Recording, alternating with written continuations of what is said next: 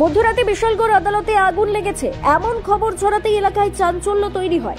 মুহূর্তের মধ্যেই পুলিশ ও অগ্নি নির্বাপক দপ্তরের কর্মীরা ছুটে যান ঘটনাস্থলে, কিন্তু পৌঁছে দেখা যায় আসলে আগুন নয়, আদালতের সেন্ট্রি মশা তাড়াতে ধূপের ধোঁয়া দিচ্ছিলেন।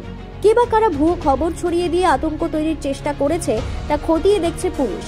প্রতিনিয়ত এমন ভুয়ো কলের জেরে বিশালগড় অগ্নি নির্বাপক দপ্তরের কর্মীরা অতিষ্ঠ হয়ে পড়েছেন। দপ্তর জানিয়েছে এসব দায়িত্ব জ্ঞানহীন ফোনকারীদের বিরুদ্ধে কঠোর ব্যবস্থা নেওয়া হবে। কারণ প্রবাদ আছে, বাগ আসে করে বিভ্রান্তি করা হয়, তখন সত্যিকারের বাগ আসলেও আমাদের কারোর কিছু করার থাকবে না, কারণ সঠিক তথ্য জোগাড় করতেই সময় ব্যয় হবে অনেকটা। আমরা বিশালগড় ফায়ার সার্ভিস আগরতলা 172 কলাইছে যে বিশালগড় কোডে আগুন লাগে, আমরা তাড়াতাড়ি যান। এই একটা নাম্বার দিছে, আমরা এই নাম্বারটাতে আমরা যোগাযোগ করছি। কোডের মধ্যে আমরা অলরেডি আইসিআইআর সেন্টিলো যোগাযোগ করছে, কোনো এখানে তো কোনো আগুন নাই, কোনো কিছু নাই। আপনারা কি দেখছেন?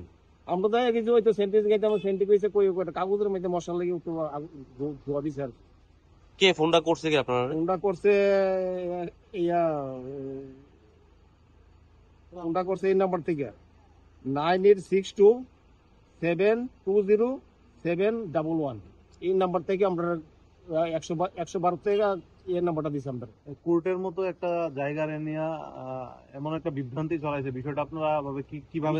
আমরা কোর্টের মধ্যে আগুন, আমরা তো মর্মান্তিক, আমরা তো কোন সময় গাড়ি লইয়া মানে উড়ে পড়ছি, কোনো কিছু নেই। আইনত কোনো ব্যবস্থা নিবে না, আইনত ব্যবস্থা ওখানে আমরা অফিসারে জানাবো, আমরা অফিসারে ওখানে কি করে তারা অনেক কি মনে হচ্ছে ব্যাপারটা আপনার? ব্যাপারটা তো ফলস, পুরা ফলস। একটা জানিনা তো ফোন করে, না জানিনা একটা হঠাৎ করে 100 বার করছে, 100 বার করছে আমরা ফায়ার সার্ভিস।